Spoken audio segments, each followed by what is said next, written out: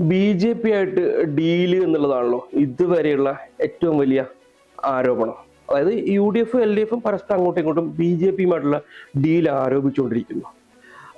Actually ഇത്തവണത്തെ ഇലക്ഷനിൽ വളരെ ചുരുങ്ങിയ ദിവസങ്ങളെ പ്രചാരണത്തിനുള്ളൂ. അതിൽ ഇതുവരെയുള്ള ദിവസവും ഡീല് കൊണ്ടുപോയി. ഇനി ഏകദേശം ഏപ്രിൽ 7-ന് പരസ്യ പ്രചാരണം അവസാനിക്കും. അപ്പോൾ ഇനി കഷ്ടി ഒരു 8 ദിവസം ആണ് നമുക്ക് കിട്ടുക.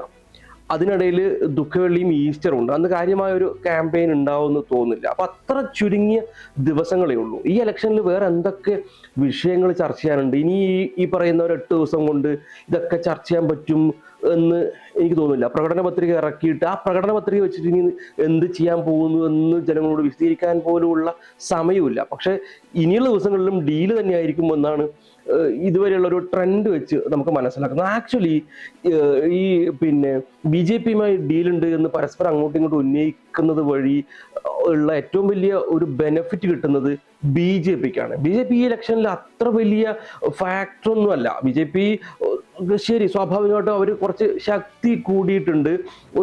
എങ്കിൽ പോലും ഒരു 3 സീറ്റ് വരെ അവരെവിടെയൊക്കെ ആയിട്ട് ജയിച്ചേക്കാം. കഴക്കൂട്ടത്തും ഒരു പക്ഷേ പാലക്കാടും അങ്ങനെ എവിടെയെങ്കിലും ഒരു 3 സീറ്റ് എവിടെയെങ്കിലും ജയിച്ചേക്കാം എന്നൊരു ഫീലേ നോർമലി ഗ്രൗണ്ടിലുള്ളൂ. പക്ഷേ കോൺഗ്രസും എൽ.ഡി.എഫും ബി.ജെ.പി ഡീൽ ആരോപിക്കുന്നതോടുകൂടി അവർ അതിനേക്കാൾ വലിയൊരു ഫാക്ടറാണ് ഈ ഇലക്ഷനിൽ ഒരു പ്രതീതി സൃഷ്ടിക്കുകയാണ്. ബി.ജെ.പിയുടെ സ്ട്രാറ്റജി നോക്കുക. അവർ വളരെ ചുരുങ്ങിയ മണ്ഡലങ്ങളിൽ മാത്രമേ ഇത്തവണ കാര്യമായി നേതാക്കളെ ഇറക്കിയിട്ട് മത്സരിക്കുന്നുള്ളൂ. അപ്പോൾ എല്ലായിടത്തും മത്സരിച്ച് വോട്ട് ഷെയർ കൂട്ടുക, 2ാം സ്ഥാനത്ത് വരിക എന്നുള്ളതൊന്നല്ല അവരുടെ സ്ട്രാറ്റജി.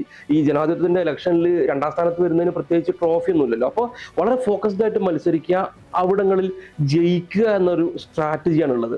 പക്ഷേ ബി.ജെ.പി അത്ര ചുരുങ്ങിയ മണ്ഡലങ്ങളിൽ മാത്രം ഫോക്കസ് ചെയ്യുമ്പോൾ തെക്ക് മുതൽ വടക്ക് വരെ എല്ലാ മണ്ഡലത്തിലും ബി.ജെ.പി എന്നൊരു എലമെന്റിനെ ലൈവാക്കി നിർത്തുകയാണ് യു.ഡി.എഫും എൽ.ഡി.എഫും. ഇതിനകത്ത് കോൺഗ്രസ് ആണ് ഏറ്റവും കാടടച്ചങ്ങ് വെടിവെക്കുന്നത്. എല്ലായിടത്തും ഡീലാണ് ബി.ജെ.പി ആയിട്ട് എന്നങ്ങ് കാടടച്ച് വെടിവെക്കുകയാണ്. ഇത് ആക്ച്വലി എൽ.ഡി.എഫ് ഈ വീഡിയോസ് ഉന്നയിക്കുന്ന ഈ ഡീൽ ആരോപണത്തിൽ വീണുപോയി എന്നാണ് എനിക്ക് തോന്നുന്നത്. ആക്ച്വലി CPM അല്ലെങ്കിൽ എൽ.ഡി.എഫ് ഇത് പറയാൻ ഉദ്ദേശിച്ചതല്ല. ആ ദിവസം ഇതിന് മറുപടി കൊടുത്ത് പിന്നെ ഡീലങ്ങ് വീണു പോവാണ്. കാരണം എൽ.ഡി.എഫിന്റെ മുന്നിൽ പറയാൻ 10 വർഷത്തെ ഭരണ നേട്ടങ്ങളുണ്ട്. അത് പറഞ്ഞ ആളുകളിലേക്ക് പോകാൻ ഈ സർക്കാരിന് കോൺഫറൻസിൽ ഒരുപാട് പ്രൊജക്ടുകളുണ്ട്. അതുപോലും ഹൈലൈറ്റ് ചെയ്യാതെയാണ് ഈ ഡീൽ ആരോപണത്തിന് മറുപടി പറയുകയും അതിനെ പ്രതിരോധിക്കുകയും ചെയ്യുമ്പോൾ ഉണ്ടാവുന്നത്. ഇനി കോൺഗ്രസ് ആക്ച്വലി ഡീൽ ആരോപണമാണ് ഉന്നയിക്കേണ്ടത്. 10 വർഷമായിട്ട് അധികാരത്തിന് പുറത്താണ്.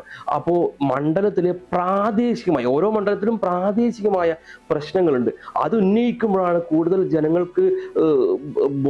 ജനങ്ങളുമായൊരു ബോണ്ട് ഉണ്ടാവുകയും അധികാരത്തിലേക്ക് തിരിച്ചു വരാനും കഴിയുള്ളൂ. അപ്പോൾ ഇപ്പോഴത്തെ ഈ ഡീൽ ആരോപണം ബി.ജെ.പി ഭയങ്കര ഹൈപ്പിലേക്ക് കൊണ്ടുപോകാൻ കഴിയുന്നു എന്നതിനപ്പുറത്ത് ഒരു ഗുണം എൽ.ഡി.എഫിനോ യു.ഡി.എഫിനോ ഉണ്ടാവുമോ എന്ന് ചോദിച്ചാൽ അത് ഇല്ല എന്നാണ് എനിക്ക് തോന്നുന്നത്. ഇനി ഇവര് ആനുപാതികമായിട്ടുള്ളൊരു ആരോപണം അല്ല അങ്ങോട്ടും ഇങ്ങോട്ടും ഉന്നയിക്കുന്നത് ഡീലിന്റെ കാര്യത്തിൽ. കാരണം ബി.ജെ.പി ഈ പറഞ്ഞ പോലെ അങ്ങനെ ഒരു ചിത്രം മാറ്റിമറിക്കാൻ കഴിയുന്ന ഒരു ഫാക്ടറായിട്ട് ഇപ്പോഴും ബി.ജെ.പി പോലും കരുതുന്നില്ല. അപ്പോൾ ഇനി അങ്ങനെ ആനുപാതികമല്ലാത്ത രീതിയിൽ ബി.ജെ.പി ഡീൽ ആരോപണം 2 മുന്നണികളും പരസ്പരം ഉന്നയിക്കുന്നതാണോ ബി.ജെ.പിയെ സഹായിക്കാനുള്ള ഒരു ഡീലാണോ എന്ന് പോലും ആളുകൾ സംശയിച്ചാൽ തെറ്റില്ല.